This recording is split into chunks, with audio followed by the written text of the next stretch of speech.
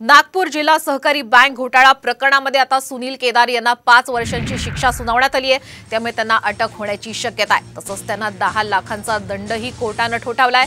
शांत डोक्याने कट केल्याचं निरीक्षण कोर्टाने नोंदवलंय।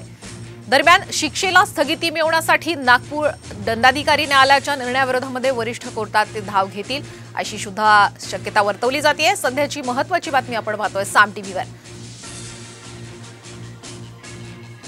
पराग डोबळे आपले प्रतिनिधी, त्यांच्याशी आपण अधिक चर्चा करूयात। पराग, आपण सध्याची महत्त्वाची बातमी आपण पाहतोय की नागपूर जिल्हा सहकारी बँक घोटाळा प्रकरणामध्ये आता सुनील केदार यांना 5 वर्षांची शिक्षा ही सुनावण्यात आलेली आहे।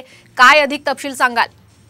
नक्कीच महत्त्वाचा जो निकाल होता तो लागलेला आहे। सुनील केदार यांना 5 वर्षाची शिक्षा सुनावण्यात आली आहे आणि आता सध्या जामीन मिळवण्यासाठी जे आहे ते प्रयत्न सुरू झालेले आहे।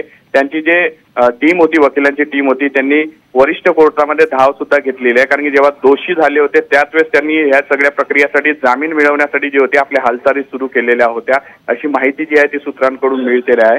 मात्र ज्या पद्धतीने त्यांनी जेव्हा कोर्टात आले होते आणि दोषी सुनावण्यात आलं होतं तेव्हापासून ते कोर्टातच बसू नये, त्यामुळे एक प्रकारे ते जे आहे कोर्टाच्या ताब्यात म्हणजे अटकेत आहे असं म्हणावं लागेल आहे। आणि यानंतर उद्या परवा सारख्या सुट्ट्या असल्यामुळे त्यांना आता अटक होण्याची जी शक्यता आहे ती वर्तवली जात आहे। पण सध्या जी प्रक्रिया आहे त्यांनी जजमेंट कॉपी अजून मिळालेली नाही, त्यामुळे त्यांच्या वकिलांनी जो जामीन अर्ज झालाय त्यावर काही होतं काय हे पाहावं लागणार आहे। आणि जर जामीन मिळाला नाही तर अटक होण्याची दाट शक्यता जी आहे ती सध्या तरी सूत्रांकडून वर्तवली जात आहे। मात्र सध्या त्यांना कोर्टाची जी प्रक्रिया ती अजूनही सुरू आहे आणि जजमेंट कॉपी पूर्णतः हातात येईपर्यंत यात काय काय नेमकं कोर्टाने निरीक्षण नोंदवलं आहे ते सध्या त्याची वाट बघावी लागणार आहे।